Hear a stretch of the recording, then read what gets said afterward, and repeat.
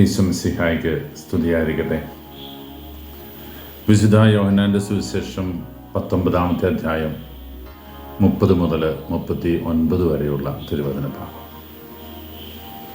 ഇന്ന് ഈശോയുടെ തിരുഹൃദയ തിരുനാളാണ്. തിരുഹൃദയ തിരുനാളിൻ്റെ ഏറ്റവും ഹൃദ്യമായ പ്രാർത്ഥനകളും ആശംസകളും ഏവർക്കും നേരുകയാണ്. സ്നേഹത്തിൻ്റെ ഇരിപ്പിടമാണ് ഹൃദയം. ഹൃദയത്തിൻ്റെ ഭാവമാണ് സ്നേഹം. പുതിയ ജനറേഷനിലെ കുഞ്ഞുങ്ങൾക്കും വാലന്റൈൻസ് ഡേ ആഘോഷിക്കുന്ന യുവജനങ്ങൾക്കുമൊക്കെ ഒത്തിരി പ്രിയപ്പെട്ട ഒരു ചിഹ്നമാണല്ലോ ഹൃദയത്തിൻ്റെ ചിഹ്നം. അത് സ്നേഹത്തിൻ്റെ ഇരിപ്പിടമാണ് എന്നാണ് നമ്മളൊക്കെയും വിശ്വസിക്കുക. അതുകൊണ്ട് ഈശോയുടെ തിരുഹൃദയവും സ്നേഹത്തിൻ്റെ ഹൃദയമാണ് എന്ന്, സ്നേഹം പങ്കുവയ്ക്കുന്ന ദൈവത്തിൻ്റെ ഹൃദയമാണ് എന്ന് തിരിച്ചറിവോടുകൂടി ആ സ്നേഹത്തിൻ്റെ വിലാവിലേക്ക് ചേർന്നിരിക്കാൻ നമുക്ക് ഹൃദയപൂർവ്വം ആഗ്രഹിക്കാം. മനുഷ്യകുലത്തിൻ്റെ വിമോചനത്തിന് വേണ്ടി ഈ ലോകത്തിലെ മനുഷ്യനായി അവതരിച്ചവൻ കാൽവരി കുരിശിൽ നഗ്നനായി, അപഹാസ്യനായി, നിന്ദനായി മരണത്തെ പുൽകിയപ്പോൾ അവിടുന്ന് മരിച്ചു എന്നുറപ്പാക്കാൻ വേണ്ടി ഈ ലോകത്തിൻ്റെ മക്കൾ അവസാനമായി കുത്തി തുറന്നത് അവൻ്റെ തിരുഹൃദയമാണ്. അവിടെ നിന്ന് അവസാനത്തെ തുള്ളി രക്തവും ജലവും പുറത്തേക്കൊഴുകി മനുഷ്യമക്കളോടുള്ള അവിടുത്തെ സ്നേഹത്തിൻ്റെ പാരമ്യം ഹൃദയച്ചോലയുടെ അവസാന തുള്ളിയും ചിന്തി അവിടുന്ന് നിറവേറ്റുകയാണ്. ആ സ്നേഹത്തോട് ചേർന്നിരിക്കുമ്പോൾ ലോകമൊക്കെയും പ്രചരിപ്പിക്കപ്പെടുന്ന ഈശോയുടെ തിരുഹൃദയ ഭക്തിയുടെ അനുഗ്രഹത്തോട് ചേർന്ന് നിന്നുകൊണ്ട് നമുക്കും ആഗ്രഹിക്കാം, പ്രാർത്ഥിക്കാം. എളിമയും ശാന്തതയുമുള്ള ഈശോയുടെ തിരുഹൃദയമേ, എൻ്റെ ഹൃദയം അങ്ങേ ഹൃദയത്തിന് ഒത്തതാക്കി മാറ്റണമേ എന്ന്. കാൽവരി കുരിശിൽ നമുക്ക് വേണ്ടി മുറിവേറ്റ അവൻ്റെ ഹൃദയം, യുഗാന്ത്യം വരെ നാളും നിങ്ങളോടുകൂടെ ഞാനുണ്ടായിരിക്കുമെന്ന വാഗ്ദാനത്തിലൂടെ അവിടുന്ന് നിരന്തരം ചോര ചിന്തി നമ്മോടൊത്തായിരിക്കുകയാണ്. വിശുദ്ധ മാർഗരറ്റ് മേരി അലക്കോക്കിനോട് അവിടുന്ന് പറഞ്ഞു, മനുഷ്യമക്കളോടുകൂടെ ആയിരിക്കുന്നതാണ് എൻ്റെ ഹൃദയത്തിൻ്റെ ഏറ്റവും വലിയ ആനന്ദം.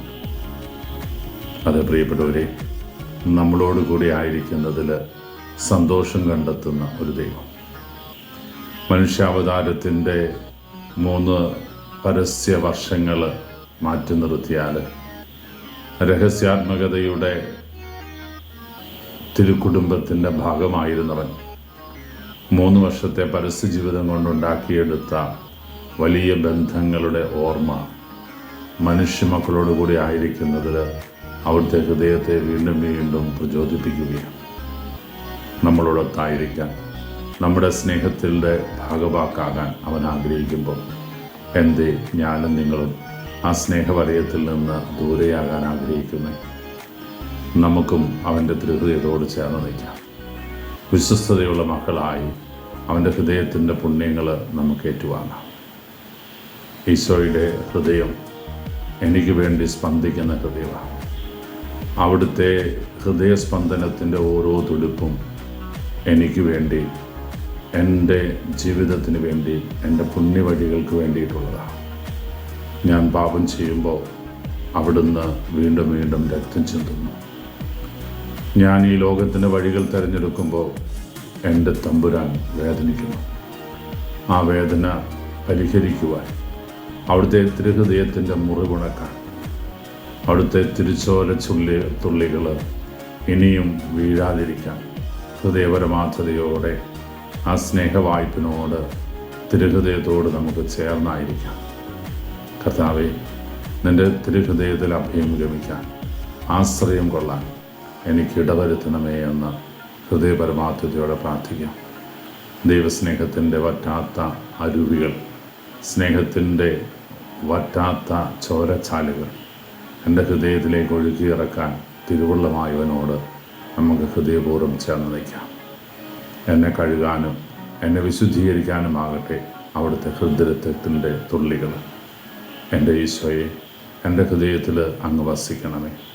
പാപത്തെയും പാപഹേതുക്കളായ സാഹചര്യങ്ങളെയും വെറുത്തുപേക്ഷിക്കാൻ, നിൻ്റെ സ്വന്തമായി തീരാൻ നിൻ്റെ ഹൃദയത്തിൻ്റെ ചോര എനിക്ക് താങ്ങായി തീരട്ടെ എന്ന് ആഗ്രഹിച്ച് പ്രാർത്ഥിക്കാം. ഒരിക്കൽ കൂടെ തിരുഹൃദയത്തിൻ്റെ പുണ്യപ്പെട്ട തിരുനാൾ ആശംസകളെ അവർക്ക് നേരുന്നു.